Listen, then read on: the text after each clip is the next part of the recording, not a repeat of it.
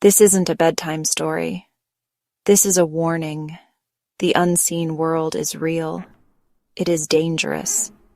And it has a particular hunger for the innocent. My family learned this the hard way. We were forced to confront the darkness that lurks at the edges of our reality. It sought to claim the soul of my newborn son, Zion. We were naive. We didn't understand the power of baptism. We didn't realize the protection it offered. We paid the price. This is our story. My wife, Sarah, had a difficult pregnancy.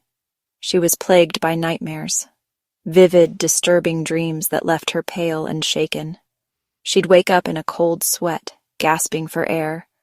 I'd hold her close, whispering soothing words. But even in the daylight, a sense of unease lingered. Things started to feel off. Objects moved around the house.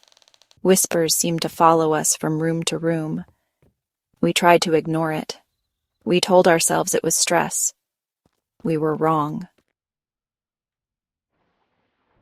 Zion was born on a stormy night. The wind howled outside like a banshee's wail. The power flickered. The delivery room felt cold, despite the warmth of my wife's hand in mine. When Zion finally arrived, his cries were weak. His eyes, wide and unblinking, seemed to stare right through me. That night, as Sarah slept, I held Zion. He suddenly went rigid. His eyes fixed on the corner of the room. A low growl seemed to emanate from him. Then, just as suddenly, it was over. He relaxed back into my arms. I dismissed it as colic. But deep down, a seed of fear had been planted. We wanted to baptize Zion quickly. It felt urgent. But there were complications. The church was undergoing renovations. The priest was unavailable. Each delay fueled our anxiety. The strange occurrences intensified. Footsteps creaked in the hallway. Lullabies played from a music box we never wound. We brought in a pastor we knew, a family friend. He agreed to perform the baptism at home, but each time he set a date, something would happen. He got sick. His car broke down. He received an urgent summons from another parish. It was as if something was preventing us from protecting Zion. The atmosphere in our home became heavy, oppressive. Cold spots settled in certain rooms.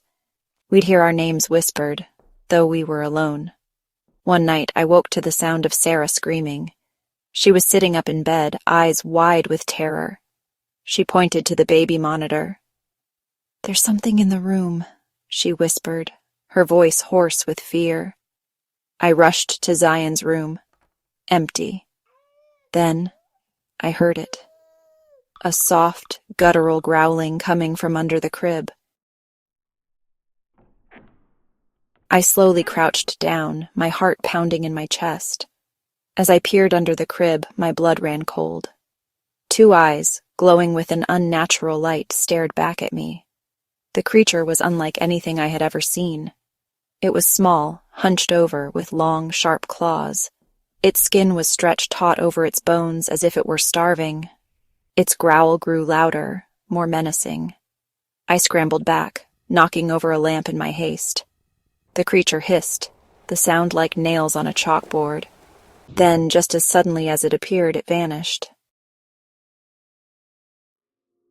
We didn't sleep that night. We huddled together in the living room, Zion clutched tightly in our arms. We called the pastor again, desperate. He came over immediately. This time nothing stopped him. The baptism was short, the air thick with fear and urgency. As the holy water touched Zion's forehead, the tension in the air seemed to dissipate. The growling ceased, the shadows receded. We had won, or so we thought.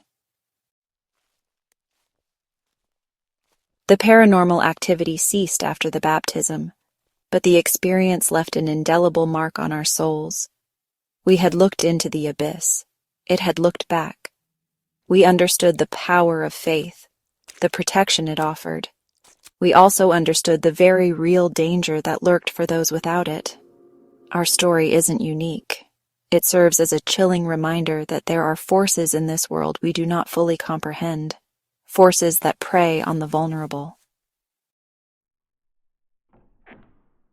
Parents, do not delay. Baptize your children. Shield them from the unseen dangers that surround us. Do not make the mistake we almost made. The consequences could be dire. The darkness is always watching, waiting for an opportunity to strike. Be vigilant, be prepared, protect your children.